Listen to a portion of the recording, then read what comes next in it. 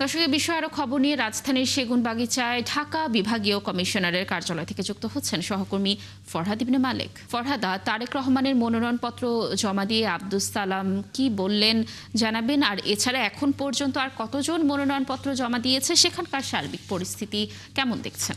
তারপরে ঢাকা ১৭ আসনের জনগণ যারা রয়েছেন ভোটার, বিভিন্ন শ্রেণী পেশার, তাদের অনুরোধের প্রেক্ষিতে দলের পক্ষ থেকে তারেক রহমানকে অর্থাৎ বিএনপির ভারপ্রাপ্ত চেয়ারম্যানকে মনোনয়ন দেওয়া হয়েছে ঢাকা ১৭ আসন থেকে। তিনি গতকাল তার প্রতিনিধি এখানে এসেছিলেন, এসে মনোনয়ন ফরম নিয়ে গেছেন। আজ তার প্রধান নির্বাচনী কর্মকর্তা অর্থাৎ প্রধান নির্বাচনী এজেন্ট আব্দুস সালাম মনোনয়ন ফরম জমা দিয়েছেন এবং তিনি জানিয়েছেন যে জনগণের আশা আকাঙ্ক্ষার প্রতিফলন দিতে বিপুল ব্যবধানে জয়লাভ করে দেশের হাল ধরার আশাবাদ ব্যক্ত করেছেন তারেক রহমান এবং তারেক রহমানের পক্ষ থেকে তারাও প্রস্তুত রয়েছেন। এছাড়া আমরা জানতে পেরেছি যে অন্যান্য তিনি বগুড়া ৬ আসন থেকে মনোনয়ন ফরম সংগ্রহ করেছেন।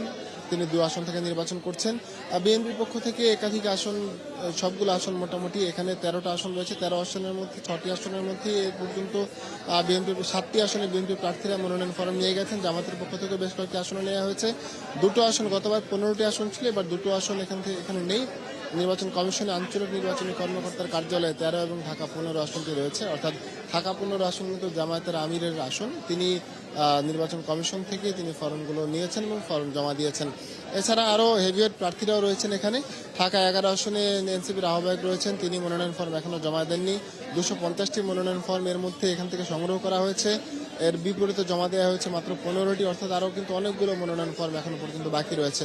প্রার্থীরা আশাবাদ ব্যক্ত করছেন একটা সুষ্ঠু, অবাধ ও নিরপেক্ষ নির্বাচন, প্রতিযোগিতামূলক নির্বাচন হবে। তারা নির্বাচনে প্রতিদ্বন্দ্বিতা করবেন। যিনি প্রার্থীদের কাছে, যিনি ভোটারদের কাছে গ্রহণযোগ্য মনে হবেন, তিনিই বিবেচিত হবেন এবং তাই তিনি জয়লাভ করবেন। আগামী সংসদে সেই আসন থেকে প্রতিনিধিত্ব করবেন।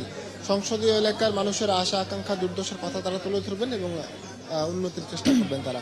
এখন পর্যন্ত চলছে, বিকেল ৫টার মধ্যেই কিন্তু এই কার্যক্রম সম্পন্ন করতে হবে প্রার্থীদের। লাবণী।